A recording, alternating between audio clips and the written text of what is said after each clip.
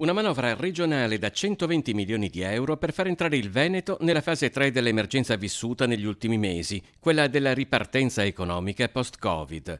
Battezzata Il Veneto che cresce, attinge alla programmazione dei fondi europei che verranno messi a disposizione su più fronti. Quello delle imprese, i settori più colpiti sono turismo e cultura.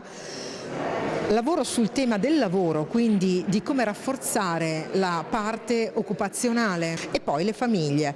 Le famiglie hanno subito, lo dico da assessore all'istruzione, soprattutto quando si tratta di famiglie numerose, il digital divide, quindi hanno dovuto spendere molto per gli ausili e con queste risorse andiamo anche a ristorare alcune spese e aiutiamo i centri per l'infanzia e i centri estivi per abbattere le rette. Tra i settori maggiormente colpiti dalla crisi il turismo, al quale vengono riservati vari interventi di sostegno.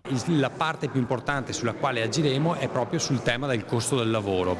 Molte categorie, molti albergatori e anche il settore dell'extraalberghiero ci chiede di intervenire su questo tema del costo del lavoro. Ecco, qui metteremo a disposizione ben 35 milioni di euro, penso che sia l'unica regione che fa un intervento di questo tipo per abbassare il costo del lavoro. Altrettanto difficile è la situazione del comparto cultura, che ha pagato un prezzo altissimo alla crisi. Ricordiamo sempre che quando parliamo di cultura parliamo del 5% del PIL regionale e del 6% degli occupati della nostra regione, quindi di un comparto significativo anche da un punto di vista dimensionale.